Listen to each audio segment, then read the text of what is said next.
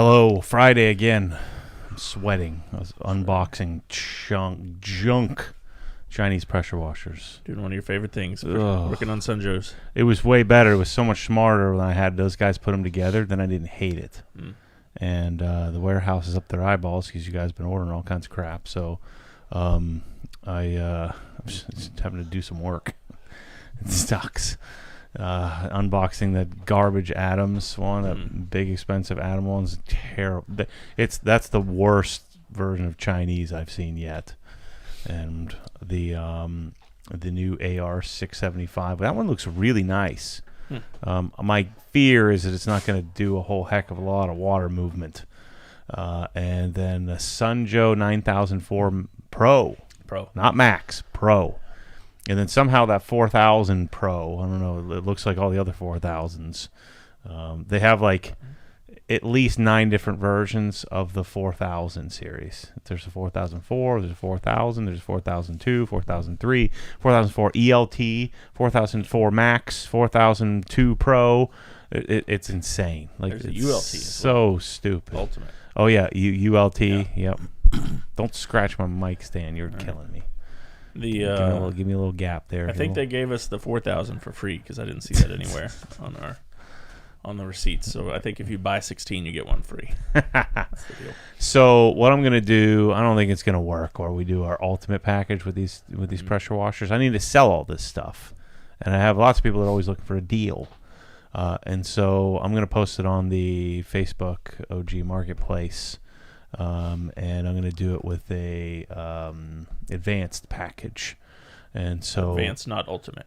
Yeah, Okay. yeah. I'm gonna because it's $700 and something for a, it's just too much. Most people are going to spend $700. They might as well just go to $1,000 and get like a full setup. So I'm gonna bring it down, and it'll be somewhere around $400 for a pressure washer for free. So you get pressure washer included. Help me clear all these things out, and then you can run that pressure washer into the ground, and then you can you'll have the equipment to upgrade when you get a new pressure washer. So yeah, that Adams is so I'm gonna bring the KWS 700 over here and put it next to it and show you guys. Like, it's like the most egregious ripoff I've ever seen. Only they didn't even try to not make it look like it was built in like a Chinese factory with gray walls and like people jumping off the roof, and it's like the worst version of Chinese knockoff garbage. Like, I don't understand how they could let that come through. I don't care if it does 18 gallons a minute. It's really bad, really, really bad. And I mean, I came up with a video at 3 a.m. the other day. I'm gonna buy some of the knockoff Rupes stuff, and I'm going to make a call to plead with the detailing community. You people have to stop buying this stuff, Max Shine and whatever the other latest iteration of these knockoffs, where it's just blatant theft, and then you're taking your industry, and then promoting it by buying this stuff and then talking about it and saying, well, it's the same thing as a Rupes. Well, they took a Rupes and they copied it. They opened it up. They bought one or stole one, bought one. They bought one through like 3 different shell companies, and then they crack it open, and then they try to replicate it, which of course they can't do very well.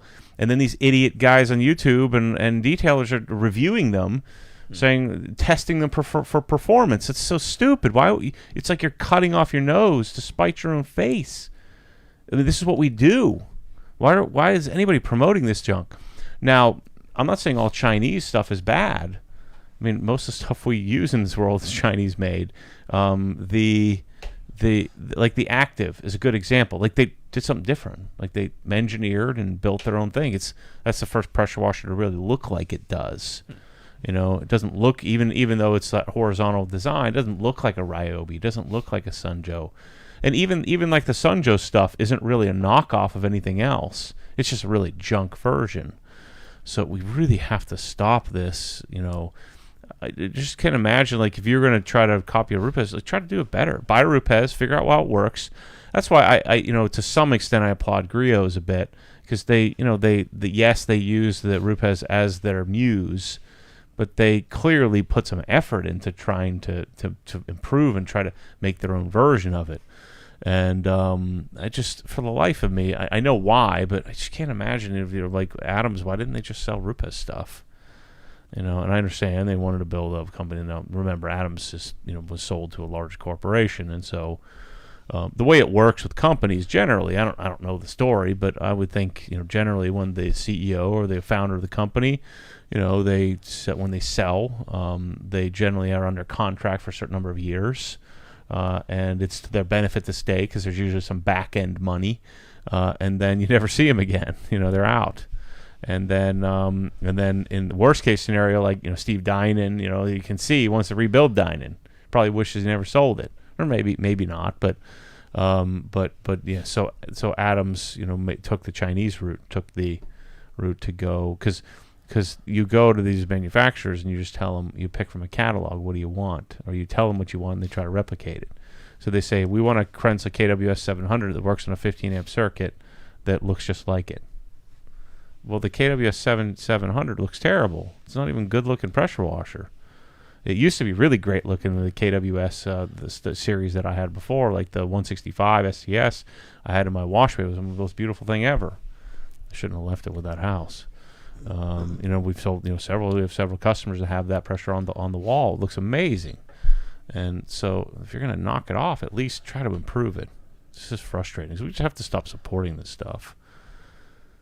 So that video is not going to go well for me, I'm sure. I can't keep my mouth shut on, I'm buying all the pressure washers that I know of and testing them out.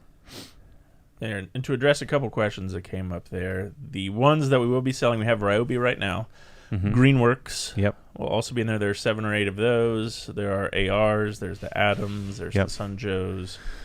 So think it's a $200 pressure washer and a $425 package, and I'm going to see what I can round to as low as possible, just to to absorb some. I'm going to lose money in the deal, but let's say I sell a Ryobi and a full package for $400 or $500 or something like that, and we'll ship it out and maybe ship it for free or something like that. I don't eat a bunch of money, but we'll at least I'm 9K into these pressure washers. If I can sell, like $25,000-$30,000 worth of stuff by selling them off, it's 500 times 40. What is that? 20K.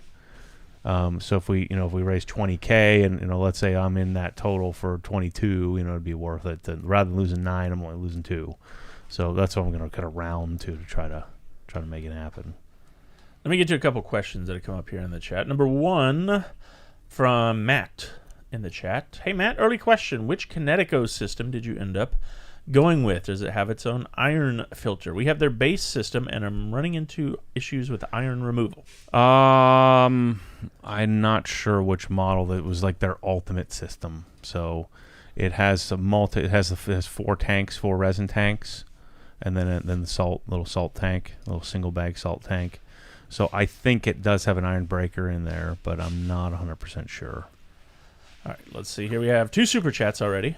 Number 1, let's go to it. Yoshi is more of a comment here. $20 US. He says, check out Jeff crying on his Inside the Hex vlog. So I guess we have crap. I haven't watched it yet. You better watch it. Yeah, you guys, I'm telling you, if you're not members, if you're here on this and you're not a member, you're missing out. That's where all the best stuff is. And I had this epiphany. I think I talked about this last week. The YouTube channel makes like 60 grand, 70 grand a year. Inside the Hex makes like 300, 400,000. Why am I so focused on? I'm not going to give up on the YouTube channel, but I was looking at Inside the Hex as like second rate, and the YouTube channel is much more important. Well, the YouTube channel has much more reach, so I think I'm looking at them more as equals now, that they have equal value, because the YouTube channel has a lot more reach. We reach a lot more people, but the Inside the Hex, not as easy to get to because you got to go to the website and you got to use a browser to get to it.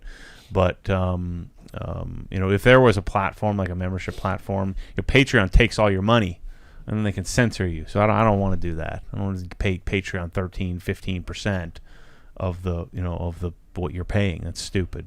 Same thing with YouTube. You do YouTube membership, they take 30%. I think it is 20 or 30%. For what? They're not doing anything. So I want my own platform where I'm in control, where I have some diversification away from YouTube in case they do something really stupid. So I think that you want to become a member because it's freaking awesome. We got all kinds of cool stuff. So one of the ideas I have, Chris will carry the camera around for a day. I want people to see a day in the life. Mainly what it is they do here, so you understand. But also, what are they? Where do they live? What's their house like? Where do they wake up? What's their car? What's their, what do they do in a day? What does a normal day in the life of Chris look like? I think that's entertaining. I'm excited to go watch it because I don't know what they do when they're not here. So it's gonna be fun. Yeah, so thanks, Yoshi. Yeah, and Jeff's, it's one of the days when he goes over to Adam LZ's compound after he leaves work, so there's some behind-the-scenes footage there. That's cool. We have another super chat from Austin here. Where did his question go? There it is. Matt, curious your thoughts on a decon wash on a coated vehicle. Was looking into Geon Restart, noticed a pH of 6, but OG decon wash is pH of 10. What should I be using? Yeah, I haven't used the Geon stuff. I'm telling you, the decon soap is legit. I know that works. The other thing you could do is just add some all-purpose cleaner, raise the pH, throw it with your GSF or Adam's car shampoo or whatever shampoo you're using. That's what we all did back in the day. Is you throw some all-purpose cleaner in there, and I learned that tip from Detailer's Domain, where he would mix Adam's all-purpose cleaner with Adam's car shampoo as a decon soap, and that's when I really started to get enamored with a decon process. And then somebody on the Porsche forum said, "Hey, what you should be using is Chemical Guy Citrus Wash, not Citrus Wash and Gloss. You don't want the gloss part. You want a product that is a base that has a little bit of alkalinity to it. The cool thing about our decon soap is it's not. When I tested the pH, it said it was a high 8. It's got to be a higher pH than that, but I just know it works. It's not going to strip the coating off, but it'll help start stripping waxes and stuff. But the beauty of it is it foams really well. It's not super harsh in your hands. It isn't going to mess up the trim and rubber and stuff like that on the car. So it also works really well in the bucket. So a lot of times soaps don't work well in the bucket, or they don't foam well, or they don't have lots of lubrication, and it's super slick. So I would guess that Geon stuff, I don't know. Actually, Geon foam is actually a pretty good decon soap because that has a higher pH. I learned that lesson when I used Geon foam, and it freaking stripped off all my wax. I just wanted it to foam. Well, that's the European thing where they foam the car and want it to clean first because apparently their dirt is dirtier than everybody else's dirt according to them. I don't buy that, but that's the story. Primo55 wants to know, what's a good microfiber towel for removing wax/polish? So we have a wax removal towel. I like the Creature, which is the gray one. A gray towel in our store, but we call it wax and sealant removal. You can use that towel for anything, but I like the Creature for that. It's a Rag Company Creature, they call it. We have an announcement here. We posted just recently. The Ego Stubby blower attachment is now available for pre-order. It's not in the store yet, ready to ship. Is this what it looks like? This is kind of the... Yeah, that's a 3D printed version, and I've been beating that thing up for a while. Shipped it here. The other's going to be it's not injection molded. I guess it is injection molded. So it's going to go into a form and it'll be a plastic, just like the tube that comes with the Ego. And it's going to come in the package that looks a lot like this. It's going to be $59.99 or $60. And we're probably, the current ETA target is mid to late November, but my guess is we see it in January. We'll see what happens. But if people have been bothering me so long that we'll just put it up there. Lock your spot down. Do not frickin' email us. Where's my stubby? I paid for this a long time ago. Read the description and use your frickin' brains that we're going to get it to you as soon as they come in. As soon as they come in, we'll ship it out. First come, first served. So lock your spot down and keep your frickin' mouth shut. I don't want to be emailing Manny all day saying, "Hey, Manny, I placed this order 2 months ago and I haven't seen anything." Well, you'll see it when we frickin' get it. So don't bother us. I'm telling you right now. Right now, everybody's bothering us is when is the pre-order going to go up. Those same people are going to be the ones bothering us. Hey, I pre-ordered this. Where is it? We will tell you. You'll see it on Instagram. You'll see it on Facebook. I'll be shouting it from the treetops. We'll talk about it in YouTube videos. We'll do it on the live stream, on the podcast here. You'll know about it. But don't waste my people's time on where is my $60. I'm entitled to you giving this to me. You're now indebted to me because I spent $60 on something I ordered a couple months ago. We're not playing that game. I will send you frickin' packing, and we will blacklist you, and you will not be allowed to buy one. So I'm being stern with you because I need to be. So you put the $60 in. If you don't order it with some other stuff because your other stuff isn't going to get shipped. Just order that directly by itself. It's the smartest thing to do. That way, your Detail Factory brushes or your Krenzel pressure washer doesn't get hung up with it. I'm telling you, just be patient, and we'll get it to you as soon as it comes in. But I did want to give people the opportunity, these bright, beautiful, intelligent people that don't email "Where's my pre-order" when it says pre-order. The opportunity to lock their spot down. I would buy one. Just buy one. Let it sit there, and we'll get it to you as soon as we get it. If you hover over the Reserve Now button, actually on the page, it tells you a lot of what you just said. If you're one of those people, you're like, I want to know when it's in, but I don't want to reserve it and pre-order it. Then if you click on the email when available, you have that option. Yeah, the risk of emailing when available is chances are we have 800 sold and we only get 300. And then we have another, we have another 500 sales. Now we're 1,300 sold, and we get another 1,000. Well, we're still 300 short. And then you're just sitting there waiting forever to get it because people keep buying it ahead of time. So that's the world we currently live. And so if you want stuff, you order it and you wait. There you have it. Nick S. wants to know, how does the Dot Two Gt3 Rs compared to the Dot One Gt3 Rs? PDK shifts crisper, a little faster. The suspension is completely different. It's different sway bars, smaller sway bar, stiffer spring. So it's a different feel. It's a bit more difficult to handle, I think. And the PDK shifts like lightning fast.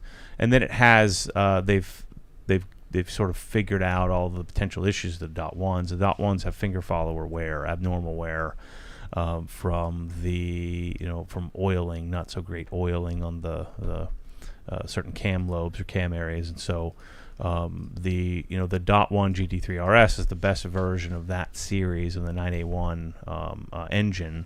But this engine, the Dot Two, is an RSR inspired, bespoke, better engine that has a dry sump. I forget. Whatever they did, they fixed the oiling issues, and it's from what I understand, a completely different engine. So you're buying the Dot Two for the engine, and then there's obviously some exterior tweaks, like the NACA ducts in the front, which I'm not a huge fan of. I think the Dot One looks better. But the Dot Two is obviously a superior car with carbon fiber, sway bars and things like that. It's kind of neat. A couple quick detailing questions. Number one from CMAC in the chat: how much is Matt using for soap in his actual soap bucket for a typical car? Guessing is fine. Yeah, a couple of dumperoos, like a zip, a dump. Probably 3 to 4 ounces. I'm not sure. And then I dump whatever's left over in the foam cannon in there too. So it's probably 4 ounces, 4 or 5 ounces or so. Too much. Ironically, is the chat name here. He says, "Hey Matt, how do you care for your wash pad? Do you wash it after each use?" Yeah, definitely. Yeah, throw it in the washer. I have like 10 of them, in the cabinet, and that way I don't have to rush to wash my towels. And so I'll, after each use, put it in the washer. I think that's smart to do. And dryer. Don B says, Hey Matt, can you talk about the insulation you put on your garage doors? Brand, ease of install, etc. I live in Chicago. New house has uninsulated garage doors. Wondering if this will help until I get new doors. Well, that stuff that I did isn't going to work if you have a typical paneled door. You would need a roll-up door for that because this needs to go on in a sheet and then needs foil tape. So essentially what I did is essentially like a double-sided radiant barrier. It's called Reflectix. Reflectix, Reflectix, and then they have their own foil tape. But that product isn't what you want for a garage door. The garage door you want to cut like foam insulation and put it in each gap. Tuck it in there or glue it in there. I don't really have a recommendation for you, but those type of panel door can't accept the type of insulation that I did. Jay Sanchez says, I've looked high and low for a wire wheel system cleaner regimen. Nothing. I just bought a set of Dayton wire wheels at an insane $3,800. How do I keep them looking like it? I'm assuming wire wheels are bare metal. Give me a Google search of my thinking like say Dayton's, like old school. Those 84s, is that what they're called? Yeah, you need Dayton wire wheels. Let me just make sure I'm thinking about the same kind of deal. Like the gold ones on the it's red. Like low rider stuff, yeah. Can I get a freaking photo? Yeah, so I mean they're either generally going to be polished stainless. So it just depends on how they're finishing them. You know, is it polished stainless? Is it chrome? You know, I'm assuming a lot of them are probably going to be chrome, or is it clear coated stainless? You know, those will call for different regimens, different types of products to be used. But if it's stainless, I would use Dr. Beasley's metal coat, or bare aluminum, or bare stainless. They're probably not aluminum. If it's chrome, which is more likely, then you would just coat it like normal. Just be careful with the wheel cleaners using. So I would use Deluxe and Gliss on that. But even then, you know, chrome is dicey. But you know, from a cleaning perspective, again, you just want to be careful. You probably need, like, you know, those sort of bushy brushes. You probably need one of those to clean them, unless you want to do, you know, by hand like crazy. But yeah, I'm not an expert in that, but I think that you just need to figure out what's the finish on the wheels, and then we can help determine what to protect it with, and then how to clean it. We have a super chat here from Improved Garage, $5 US. He says he wants to know thoughts on the new TLX Type S 350 horsepower AWD all-wheel drive. Finally, a sedan for us Honda bros. Yeah. TLX Type S. I haven't even seen the new version. I mean, it's probably okay, but it's a TLX, and you know, it's always going to be kind of, handling is probably going to be suspect. Shit's $52,000 starting. 355 horsepower, 3-liter V6, 4,200 pounds. Holy crap! Well, that's not a good start. 300 horsepower and 4,200 pounds. That's pretty gnarly. So that's not very good. So it kind of departs what Honda's all about. I think it looks pretty good. Yeah, I don't know. I mean, is a TLX still? So he says all-wheel drive, not front-wheel drive. Mm-hmm. But you know, all-wheel drive in general is not a whole heck of a lot of fun. But that's a good-looking car. All right, let's see here. We have several people chiming in. Pre-orders in. Let's see. I just checked. We had 24 a minute ago. Ooh. Now we're up to... still at 24. 24 people have already reserved it. That's it? We need like 2,400. Most of them here in the chat. Okay. Let's see. Jeremy Louise says, Hi, OG team. One question. Tell me about worldwide shipping. I'm from, and I looked up how to pronounce this, but I still don't know how to do it. Mauritius. It's a small little island on the other side of Madagascar. Interesting. Which is off the coast of Africa? Mm-hmm. On the eastern coast of Africa. So I don't know if we ship there. I think we do. But email support at Obsessed Garage, Jeremy. They can help you your smartest bet is to choose the DHL option, which is probably going to be a little bit more expensive. But Yeah, DHL really is really, really fantastic at getting things overseas. They have stuff to Australia in like 3 or 4 days from here. It's crazy. I've been struggling with this. I keep buying some like E36 parts. And I think my guess is that these guys that deal in E36 stuff are so used to dealing with E36 guys. And most in the past, E36 was a cheap car. And so they're dealing with people who, you know, aren't willing to spend, you know, DHL money to ship things. And so I bought a set of really, you know, found this guy, E36 Rare Parts, and he, on Instagram, and the other things I got from him, I got some new OE clear side markers, and then clear front turn signals. And then I said, well, can you get me a set of rear taillights? And he did. And, you know, he's so used to dealing with people that are cheap.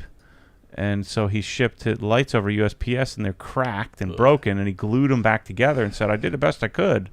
It's like, well, you need to use your head and really realize who you're dealing with here. That's not going to work. I'm not going to crack taillights on my freaking car. And so we should have DHL shipped them. You should have given me my account number. Charge me $50 more to get them here, not cracked. Don't use USPS to ship a set of $400 taillights. Gosh, so the E36 world is difficult for me to navigate because what's going to happen is we're seeing this transition of E36s to a expensive car again, and so we're going to have a whole other demographic of people, and so these guys that have been dealing are going to have to learn how to that you don't have to nickel and dime your customers if they're if they're not the old school failure to launch E36 bros that are buying some $5,000 car. Now E36 are going to be $40,000, $50,000, $80,000, $100,000 in the future, and so there's a different demographic of people that would pay the extra to get shipped properly. So if we would have done DHL, we wouldn't have had a problem there. Quick question from the chat about which models this will fit. Any of the Egos. Any Ego. Yeah. The 510, 580, 610, 630, 650, whatever the model is, the Ego. So it'll fit all of them. Andre wants to know, with your architect yesterday when you had your meeting, will you be adding an outdoor wash bay to the new house design plan? Yeah, I'm going to do an outdoor and indoor, but the wash bay and outdoor will just be in the porte-cochere, so it'll be more just a boom pole hanging. The indoor wash bay is going to be sick, though. All right, Improved Garage, another super chat, this time for $10. What do you expect the starter Hunter machine to cost? I know the one in your videos is close to $75,000 with the balancer and add-ons. I think you skip the starter. You either do it or you don't. And so it's not 75. It's what 40 is MSRP. That's about what you're going to pay for. So 40 for the Revolution, and then it wasn't it like 60 total? So it was almost 20 or 20 something like 20 for the balancer. It's like half, a little less than. Maybe it was 18 for the balance or something like that. But yeah, I don't think you want any lesser version. I mean, I guess you could do some things like get rid of the tire lift, that little lift thing. That feature costs a bit more. But I think you want the Revolution, and you want the especially if you're going to be doing it yourself. Buying those jank ones that get drifter guys buy, I wouldn't recommend it. Yeah, that's expensive. All right, let's see here. We have Tool Guy Ty has a compliment for you. He says, thank you for keeping me company in the garage with the wash and talks. It's like having your buddy there. I'm going to do the Tesla this weekend. Oh, okay. Is that a Sunday morning tradition now? You come out and... Yeah, I should be going to church, but hopefully I can sneak out of it again. I'll either add an evening, Saturday evening. Let's see. John Bartlett says, I've noticed that my Pressall 1.1 has brake buster and needs a new tip and sprayer every now and then. Mm-hmm. It will quit spraying or just oozes. Is the 1.3 better, or is just this part of the game? Yeah, I mean, the brake buster is high alkalinity, and it's eating up pretty much any bottle, any sprayer, even the industrial version. So I don't think there's much we can do. It's eating everything up. Ryan wants to know, did you see Larry digging his garage floor up again? Yikes. The epoxy floor rearing its ugly head again? No, it's not epoxy. It's a concrete issue. I guess the guys that came out and fixed it didn't rebar, didn't secure it to the slab, and so then I guess it started to rise from the dead. It started to rise, which would make sense if it's not secured. And I think areas like that in the Northeast, a lot of them have a lot of groundwater.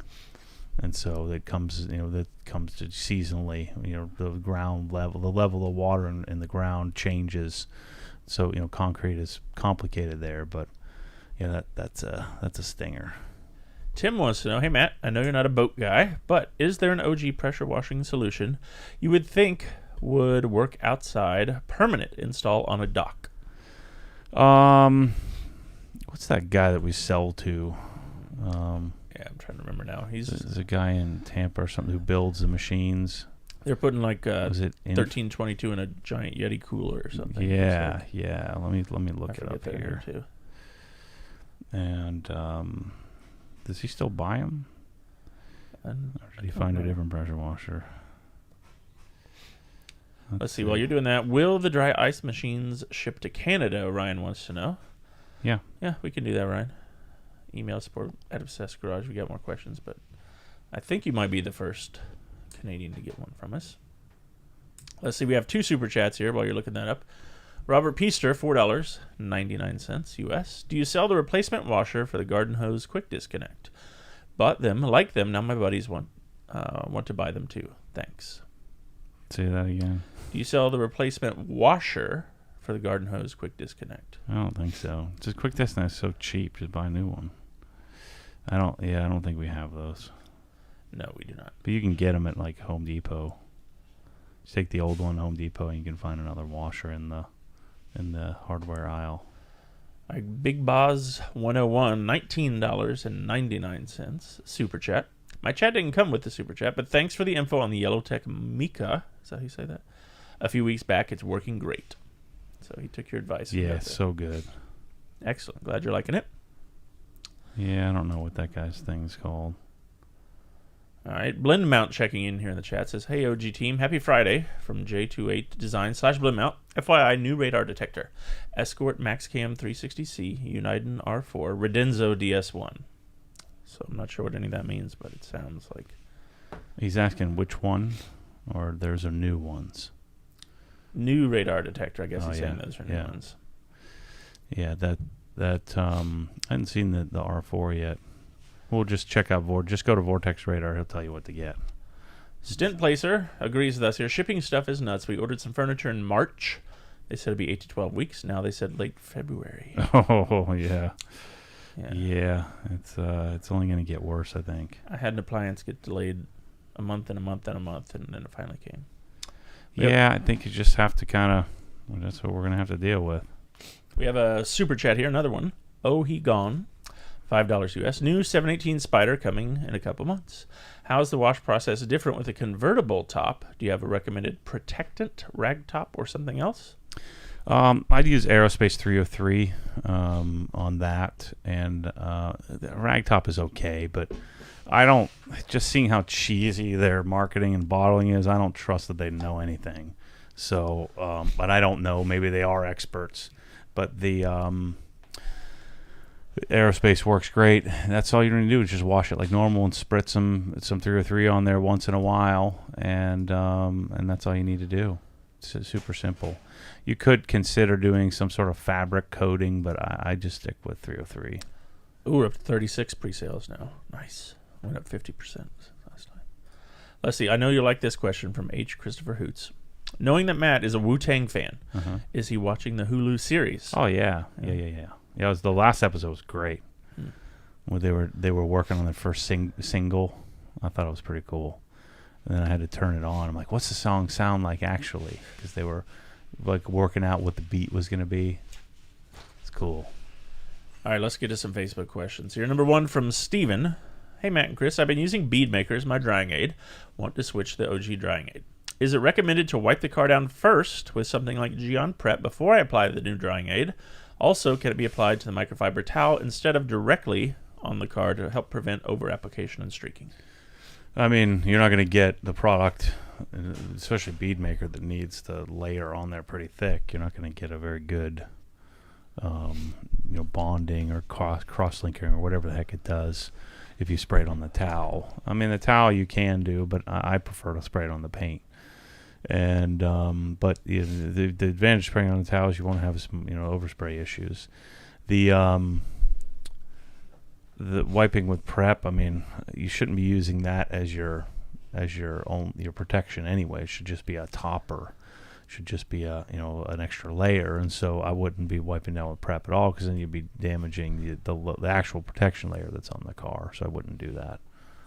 Thank you, Stephen. That was a good segue, because now we finally got the bottles in. So now gallons are in the store again of drying aid. Yeah. After a long wait. It's going to take us a little while to catch up to the... We're going to run out, though, again. So we got more ordered. Yeah. We got more ordered. But, yeah, our shipping team is trying to catch up on all those orders.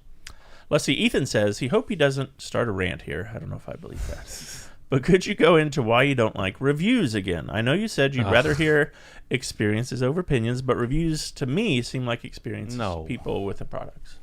So who's reviewing it? Right? Who is you're getting all these people who, a large percentage of them, first of all, almost no one in the world knows anything. So they bought it, and they're providing you an opinion on something that or an experience. Even if it is an experience, which it would be if they bought it and opened it and touched it and felt it, they'd have an experience versus just a regular old, opinion of just their take on it without touching or using the thing. So you're getting an experience, but you're getting an articulation of an experience from someone who doesn't know anything about the product. Just think about the people you know in the world. They don't know anything. People don't know squat. Like all these guys on YouTube, I've met them all, and I'm just all excited to be like all these detailing guys, and excited to have a conversation. They don't know anything. Like in comparison to like somebody who's an expert in, they might know about polishing or so, they don't know anything about products at all. My bag is products. That's what I know something about. And I even think of myself as not knowing enough. And so you get reviews from people who don't know anything about anything, and they're hoping to do is get you use a rule of large numbers to get a star rating.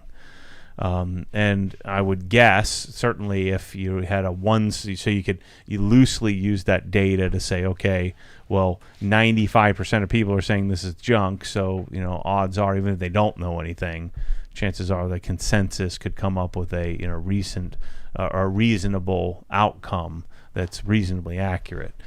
But if you're sitting there reading reviews from people who don't know anything, like some places can be somewhat useful. Like you can see someone who types in full sentences and they put in effort. The problem is that intelligent, successful people don't have time to do reviews. I'm not doing a review of anything ever. Never in my entire life ever written a review. Have you ever written a review? Yes. But I love when yours come in because I automatically delete the email. I'm like, yeah, there's no way he's ever doing that. What? When an email comes in, hey, would you rate our product that you just ordered? No. I'm not doing reviews. I'm just telling you what I'm experiencing. Here's what it is. So, and when people call it a review, I'm not reviewing squat. So, it's just not good data. It's not a good pool. It's not a good. It'd be like if you're an insurance adjuster or you're an actuary, your data, your input is bad. So your set of information is bad, and then there might be 1 out of 1,000 that provides you some really quality information. But you're gonna read all 1,000 reviews. If you do, you got to get a better frickin' life. Just launch, read 2 of them, and buy it, and then formulate your own thing. I also don't want to be influenced of making a decision. I want to try it for myself. Some people are so nervous and hung up and afraid to make a mistake and that's why Obsessed Garage exists, because I'm helping people not make mistakes. But some people are so afraid to make a mistake that they'll spend an inordinate amount of time, obsessing over buying something simple and stupid. When you just do it, just go, just launch. If you get it wrong, try again. You get it wrong, try again. It happens all the time. It's the same story when somebody posts in the Facebook group and they get it deleted and they start messaging me.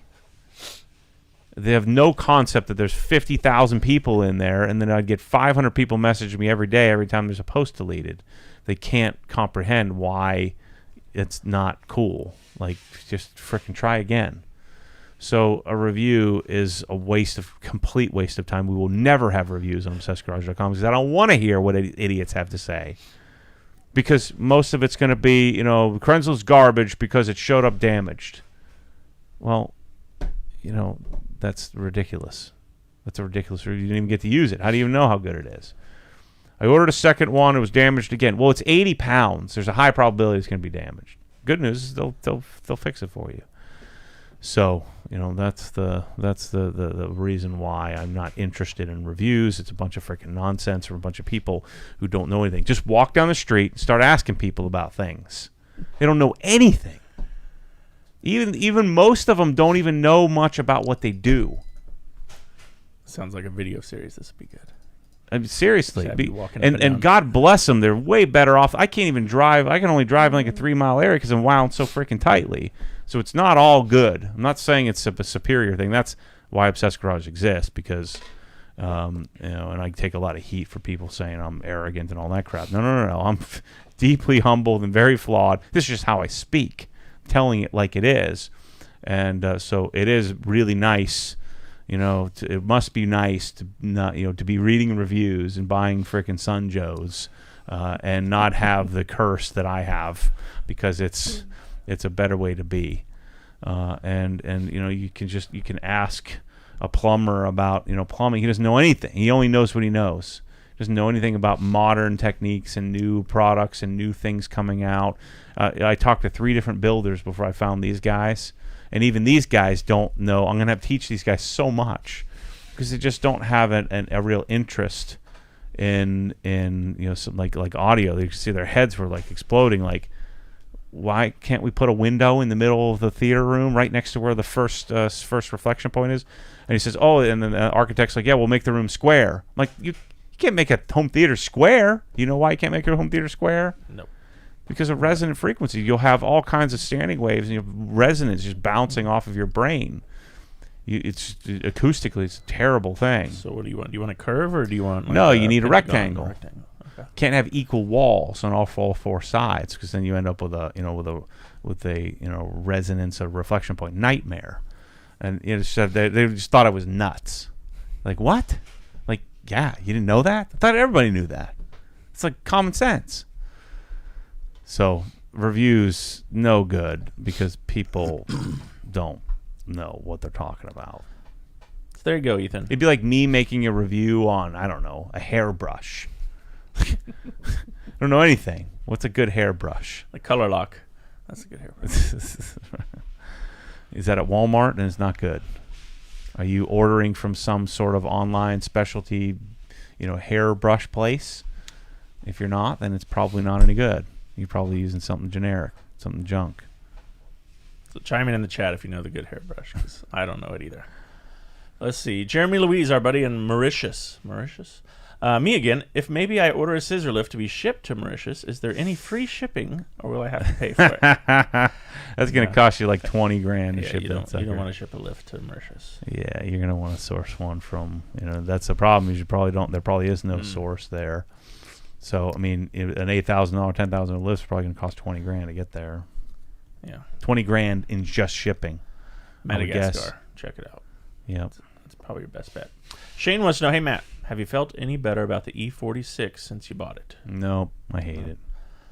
I think we're gonna build it, maybe, but it's probably gonna be a giveaway. Spencer then says, $1.99 super chat, our buddy Spencer.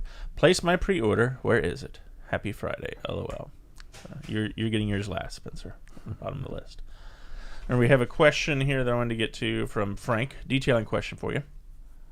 After applying PowerLock Plus and Colonize for the first time, how do you apply it the second time in 6 months to a year? Just 2 more coats of Colonize, PowerLock Plus, then Colonize, or panel prep, PowerLock Plus, Colonize? Well, it depends. Depends on if there's contamination, then you're gonna have to use a nanoskin or a clay bar of some sort, and you're gonna have to abrade the surface. That's the word. And you're going to have to then polish and then reapply and do a prep wipe and then reapply it. So I'd err on the side of you don't want to add it too, because think about it, if you have contamination, then you're going to put the wax on, you're dislodging the contamination, you're scratching up the paint. You don't want to do that. Sean here in the chat says, hey, Matt, have you heard of the firearms manufacturer Q? Their owner, Kevin Brittingham, is no BS. When people ask for ETAs on products or restocks, his response is almost always, F your ETA. I love that guy. Yes, Q he's freaking fantastic. I've actually listened to his podcast a bunch. We had some followers that came. The guys who made our coins. So actually, the Obsessed Garage coins. Byron and his team. He's a big gun guy, and so Byron turned me on to Q guns. I tried to order one, but I don't want to wait 2 years for one. And then you got to find like a gun store to like accept it or something like that. I don't know all the weird rules and guns. I just want to freaking order it and send it to me. So his methodology, so he's way worse than me. His methodology is like, because they usually have people that are online for like 2 years to get out. They've made the Honey Badger, and so the Honey Badger that was made famous in, what is it, a GoldenEye or something like that, or Call of Duty or both. But anyway, I wanted a Honey Badger, and the greatest part about it is like, look, and this really works well with his audience too. The right winger, Second Amendment guys that are real, real staunch about free speech and all that. They're generally type A. They're generally like being they like being told like it is instead of being sugar-coated with. He says, if you bother my people, you're out of line, you're blacklisted, and you will never be allowed to buy from me again. And then his audience is like, yeah, F that guy. It's like a really cool, I think it's freaking awesome. He's just being him. He's being authentic. And how do you fault authenticity, whether it's right or wrong? If it's authentic, it's authentic. I mean, isn't that the whole thing of all these sissies talking about, let people be who they are and all this crap? I mean, that's what he is, and he's not nice. And the people buying from him aren't nice either, so they're together. And he's going to deliver a great product, and if there's something in the wrong, he's going to fix it. But we're not going to be any entitlement here. He's building the product. You want the product. He's providing you the product in exchange for your money, and so it's a win-win. It's an equal exchange in value. It was kind of like the Facebook post where a guy waited for 6 or 8 weeks to get a vacuum hose reel, and Cox. It's tough, and I've been fighting with them or battling with them forever in that Cox makes professional products, and we're asking them to make professional products for consumers. So we're taking the professional grade product and putting it in our garage. But they're used to, hand delivering these things. They're used to, a body shop buying 10 hose reels, and they're shipping on a pallet.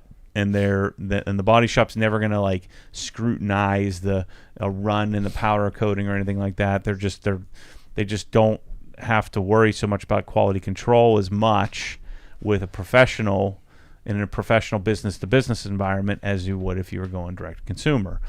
And so these products are really expensive because they're the best products. They're built really stoutly, and so I'm asking them to allow me to sell this to consumers.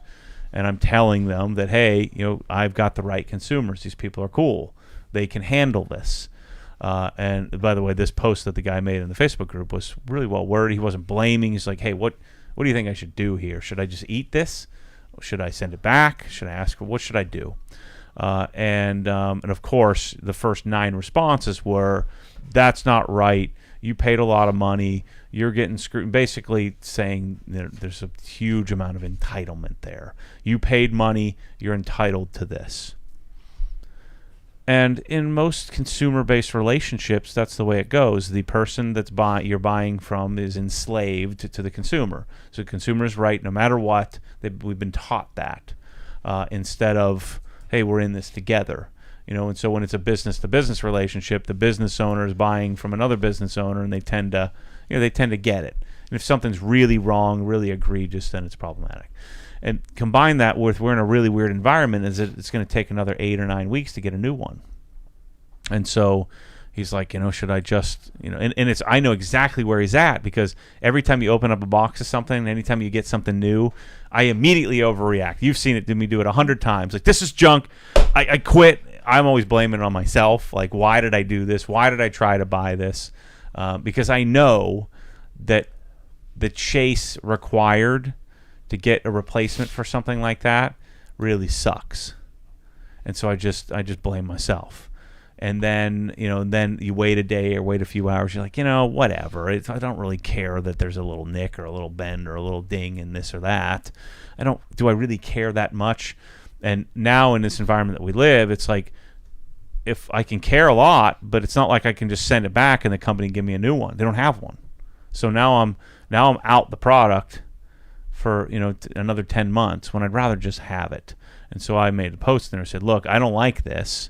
I don't like that professional grade products don't take us consumers in mind. I don't like that. I wish that they really made a perfect product. I really wish that they took more time and quality control, and I wish that they would, they would do that. But they don't, and we're such a small percentage of what they do. We don't want to be kicked out, because what they'll do eventually is they'll say, forget it, I'm not selling it to these goofballs. They're too much work. Cost for every 1 hose reel I send out, I get 3 back. That's even possible. Or for every 3 I sell, I get 1 back. And so we're in a spot where it's a weird spot, and I've had this conversation many times where Yeah, underneath the powder coating there's still some, whatever it is, some metallic flashing from the welding or whatever, and they powder coat it over top of that. Kind of, that's not good quality control, but there's no functional disadvantage to it. It's not like it's broken or wobbly or something like that. So we'll get you, if he wants a new one, I'll get him a new one, but it's going to be 10, 12 weeks. And no, you can't hold on to that one. You got to send me that one back so I can send it in there, and we'll get another one. And that's kind of how it's going to go. And so you have to make a decision. It's kind of like my freezer. My freezer doesn't quite work. The thing's freaking $9,000, and the door is bent. And we've actually come up with a resolution where we just kind of peeled the stripping back just a tiny bit. And so I'm going to get another door, but I really should get, for that, as we spent $80,000 on all this stuff, I should get a new freezer. That's what my entitlement gene tells me. But who's going to pay for that? I mean, that's not going to happen. And so I think what happens as you mature, as you have a slightly larger bank balance, it's a little easier to not overreact and say, that's not right. You should blah, blah, blah. Eat this. So Q doesn't take any of that crap. It's so funny. So you can go listen to some of his podcasts. The Q Gun Company is way cool. I think it's really neat. Now, we're not that, and that's why I've hired Tommy and Manny and Jeff, and hired these really nice people to help insulate me from doing me, because I'll tell everybody to freaking get lost. Let's see. Cooley in the chat here. Hello, OG team from the UK.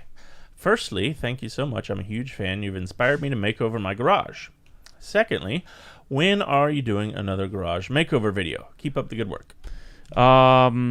We have a bunch of stuff to do in my garage at my house, and we're finally rounding out Monday, not this Monday, not Monday next week, but the following week is when all the backsplash and all the tiles getting installed, so then I can start to put things together.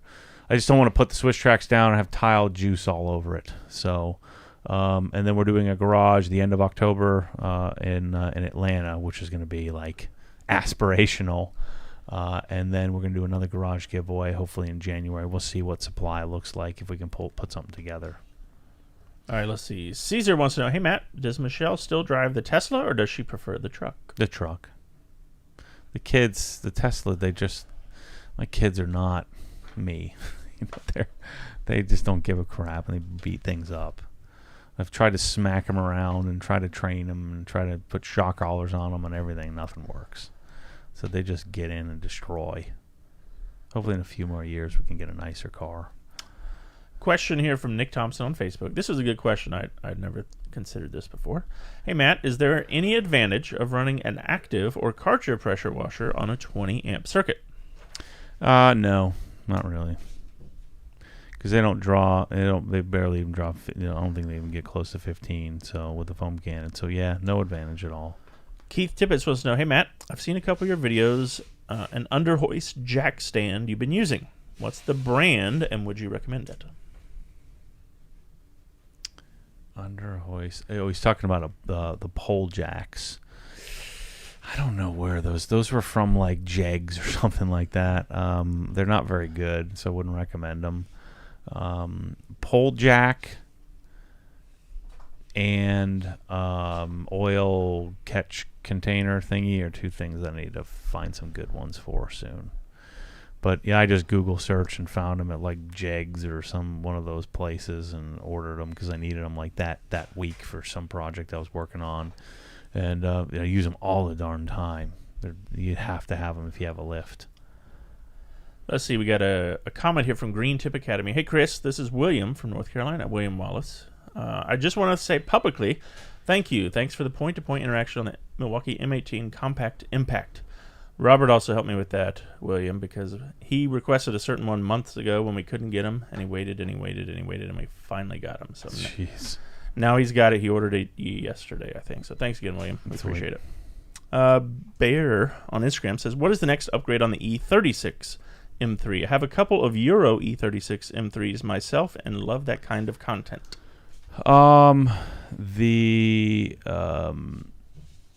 It's getting shipped out on October 2nd to go to E3 Customs.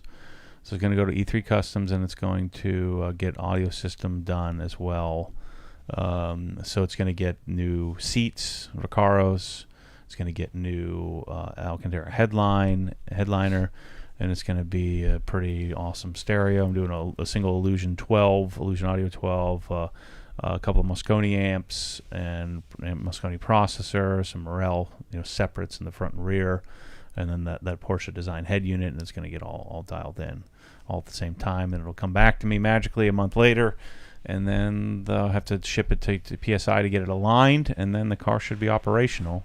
And I'm going to enjoy it for a while, and then maybe I'll do an M50 intake manifold, and I'm going to delete the traction control, and then hopefully my BBS wheels will be here at some point, and then the Öhlins TTX as well.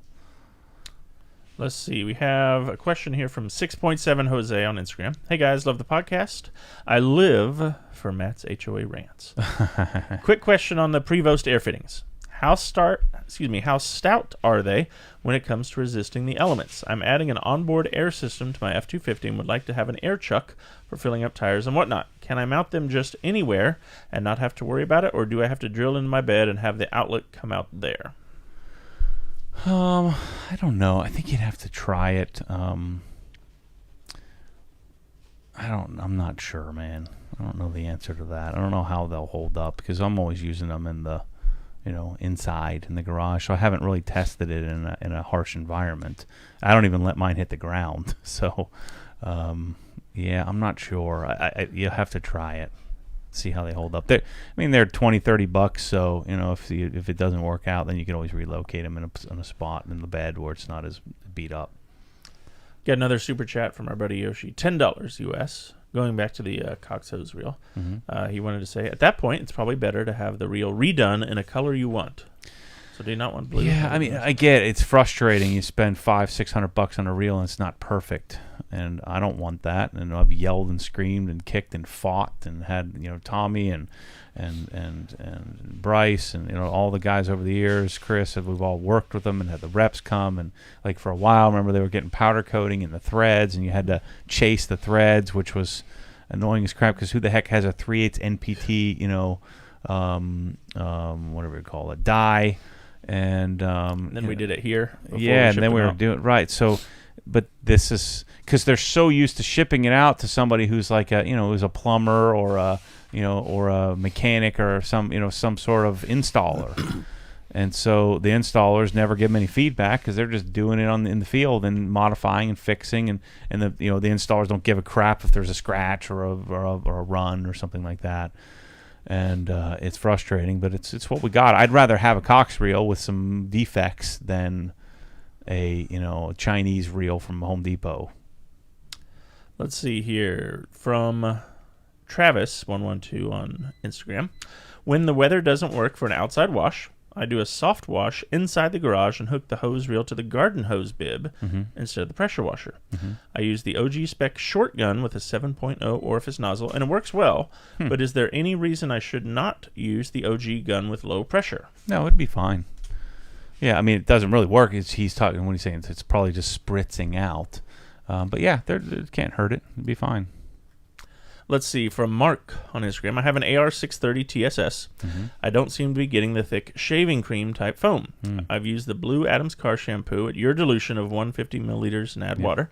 I've also tried other foaming shampoos, but it's still too runny. Do you have any insight as to why this is? I'm using it with a PF22 with a 1.25 orifice. First thing, try changing your filter, and just Google or go to Google MTM filter change, and there's Mike Grindle making a video of how to pop the filter out. So get some filters, try that. And then the other thing is you may have really hard water, so your hard water may be making your basically your soap is attacking the water and not foaming up. And so another thing, try using some filtered water or distilled water or something just to rule that out. And another thing you can try is using warm water as well, which may help. But yeah, you should be getting so you either have a clog in the foam cannon, or you because the AR has tons of output, plenty of output, shouldn't be an issue at all. So it's probably either hard water in the foam cannon, that's making your soap not work, or it's the filter on the outlet of the MTM. That's good, because his last comment here was, do you also subscribe to the idea that water hardness plays a role? I do have hard water. Yep, So. that'll do it. Because your soap is again, it's attacking the surfactant, and the detergents in the soap are so concentrated on the mineral content of the water that it renders the ability for the surfactant to foam. It renders it not useful. Let's see here. Frank L says we got the OG spec 1122 Krenslow with sprayer, etc. Wow, bro, amazing. Well done. Yeah, Thanks, it's really Frank. good. Tristan wants to know any news on when the K1622s will be in stock. It's October finally today, but it's so sometime this month. That's what we've been told. They're on the container coming this way. Let's see. We have from Champagne Chugger, our friend on Instagram. Hey guys, Matt, I would like to add a subwoofer to my outdoor patio speaker setup. Have you come across any decent outdoor subs that are wireless? I have about 50 feet from my AV closet to where I would place it. Yeah, most of the subs won't have the onboard wireless, so you would do a like a OS audio or OSD audio or something like that, or SVS sound path. So you do like a little module. Outdoor subs generally have to be wired because those modules aren't rated for outdoor, and they're probably it's gonna rust out and have problems.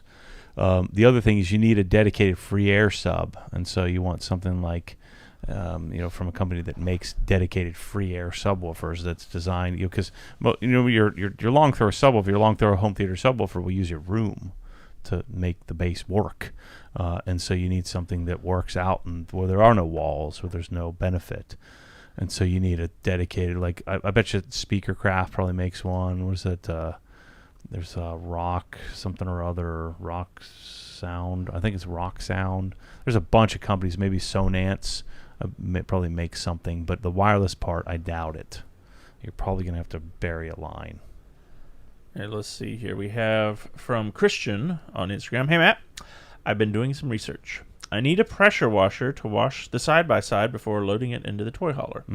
Is the Sunjo bucket a viable solution? No. A 1322 is almost not a viable solution because you're going to need more pressure, more flow.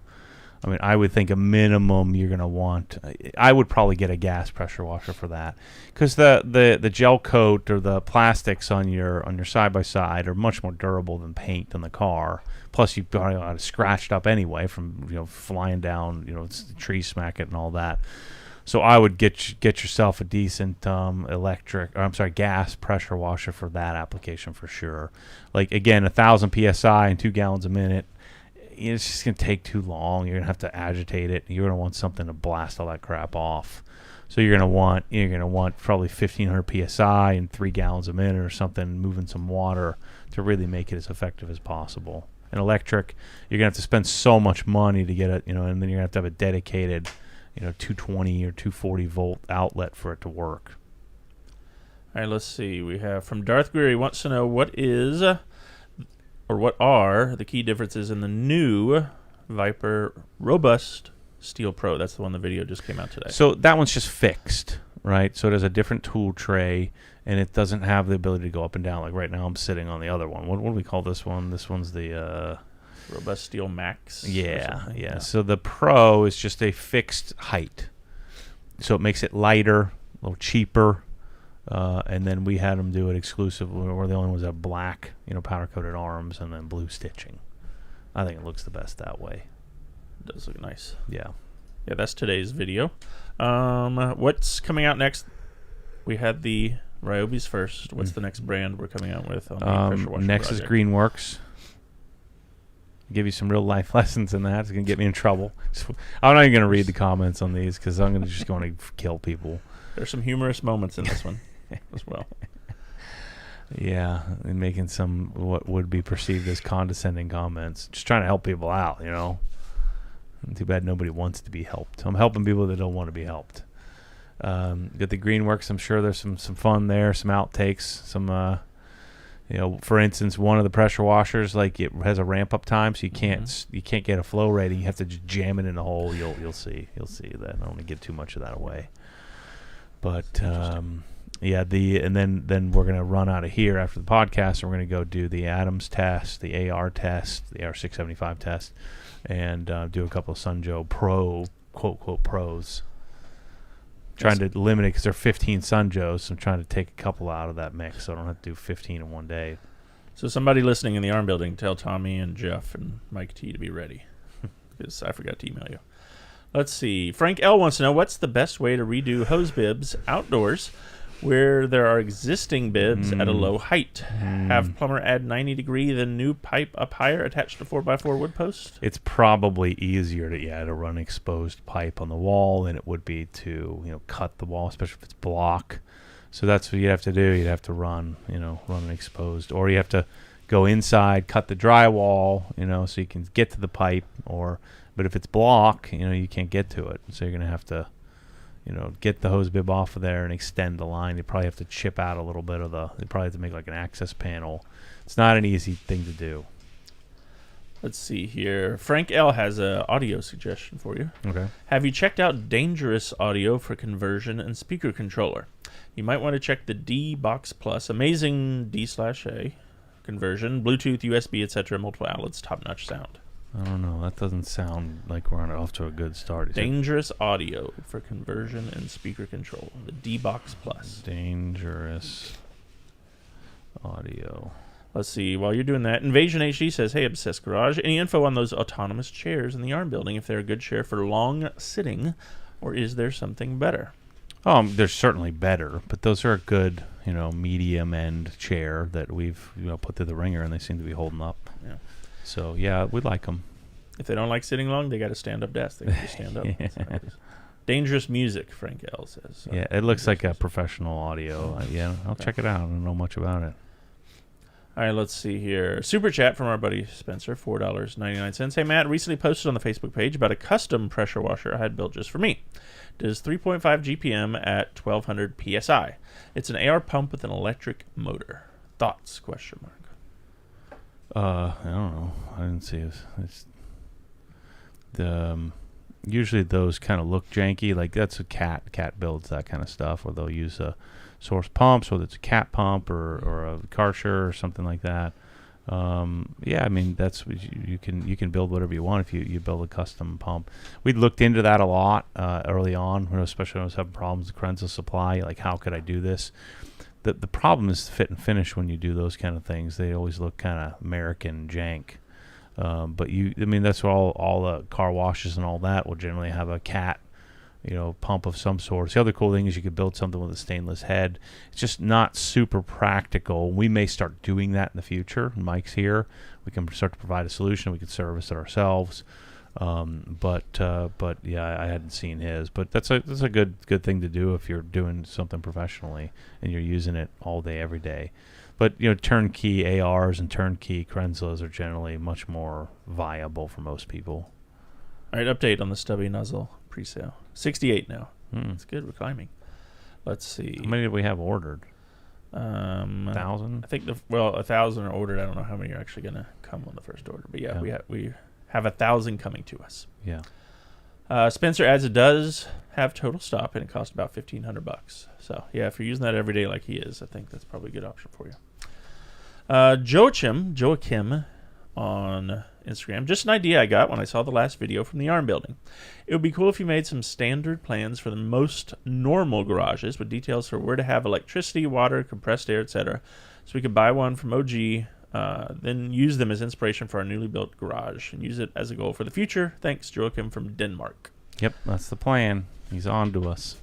So the Obsessed Garage design page is going to involve basically a self-serve walk-through checklist of start here, choose that next step, pick this, and then we'll have some obviously tons of examples, tons of videos on how to do it. And how to buy it, and so that's our 2-year conquest of you, 3-year conquest to create that. So because I don't want to build a labor business where we have a bunch of people just designing all day. We will have that, but that's not scalable. I want to have where most of the people, 80, 90, 95% of the people can go build the garage themselves on the site and just click and buy it, not have to involve another human. because that's what I would want to do. I'd do it myself. Just give me the tools and resources and teach me how to do it. So that's what we're going to do. Yeah, we get lots of questions joking about how many inches does this need to be off the ground, or where do you place this? So it's kind of like detailing. I could be a detailer right now and make a couple $100,000, or I could sell a detailing process and make millions. Which would you choose? So I could be a garage designer and make a couple $100,000, or we can build a garage design solution business and make millions. So that's what we're going to do. From TC24 in the chat, did Matt already talk about the new drying aid? I'm trying to understand how it stacks up before buying. Oh, he did do a video that came out recently. Yeah, there's a video. You're best to watch that. It's the whole story and how to put it on. It was put up last night. Yeah, let's see. That's 32 minutes worth of all your questions answered. So check that out. Yep. Let's see. Sriyesh. How about a long bent blower attachment so you don't have to reach while drying? It took us long enough to get this one, Sriyesh. We can't be waiting for another one. Yeah, I guess you have really big vehicles, but I don't find the need for that. I want it to be as close and tight as possible. All right, let's see. How does the new drying aid compare to ammo hydrate, G-Technique, blah, blah, blah? Will it work with a single towel method? What am I missing? I don't know what a single towel method is. What does that even mean? Just wiping it down with a towel? I think so. Sure, it worked just fine. Yeah, I was a big fan of ammo hydrate when I was waxing, but I don't know, maybe it's changed the formula, but it wouldn't really work. It just smear around on a coating.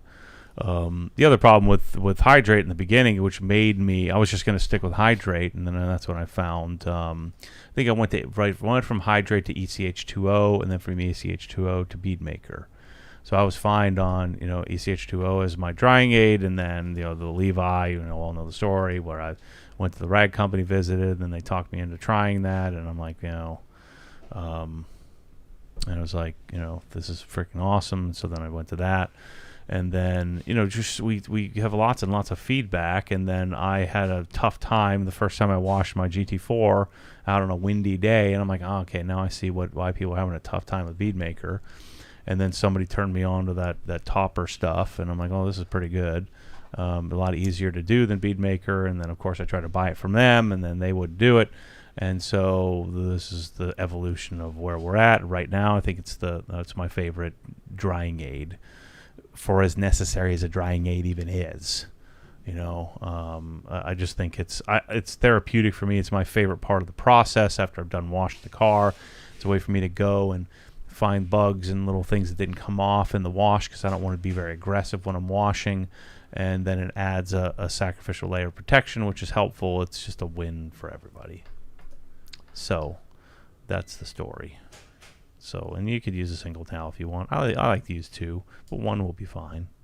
Kevin wants to know, do you wash your microfiber cloths before using them?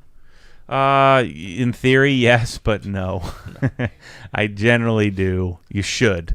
I sometimes get lazy, but yeah, you should. We got a super chat here from Garrett Koonsman, $4.99.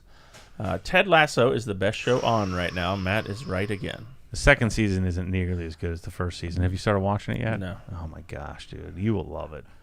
Michelle did tell me that she enjoyed it too, so that helped. You will love it. There's a huge element to like application. Like Michelle sent me this like top 10 things learned as a coach, like from like even though it's super vulgar and ridiculous, it's there's a lot of real life lessons in there. The writing of that show is just incredible. I need to go watch it again. But I'm laughing out loud hysterically, just freaking amazing. So there are 2 seasons then out so Correct, far? yeah. Okay. Yeah. I think the last episode of the second season gets launched this week. I hate how Apple does it like old school TV, where they launch it like 1 episode a week. Just put the whole season up. Make you wait. Yeah. If it's done, put it out. Wyatt Burnett says, hey, Matt, I really want to get the ultimate power washing setup with one of the best portable power washers you're testing. Not too sure how to go about this, but would love to do this ASAP. Email Chris@obsessgarage.com. Yeah. He'll get you set up.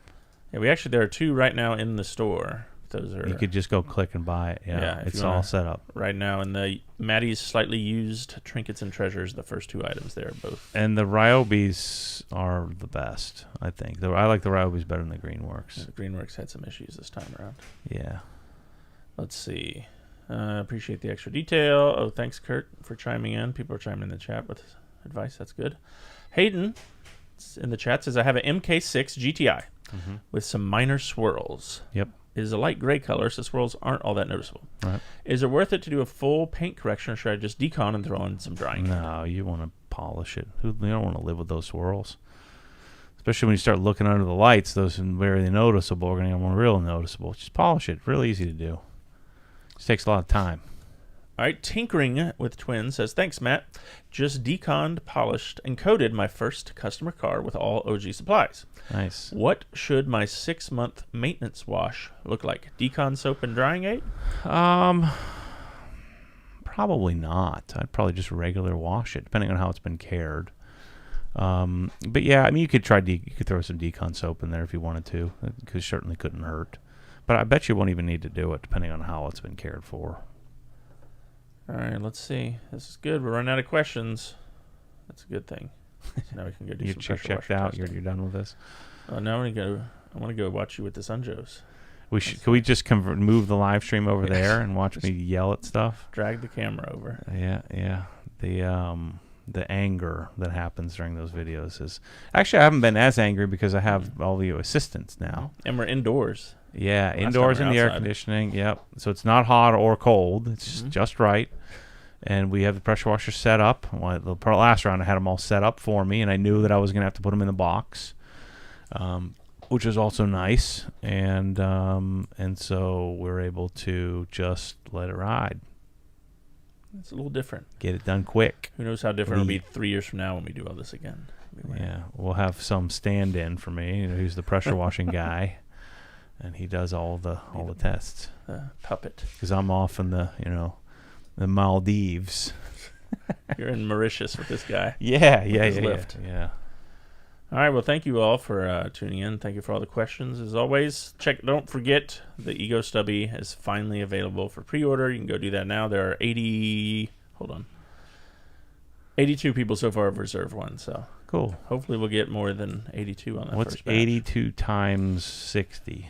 What is that? 4,800. 4,920? Yeah, we need to have the 48,000. Okay. So what do I need? I need 820. Yeah. So go tell all your friends to buy them, too. Yep. All right, we'll see you guys next week. Thanks, everybody. Later.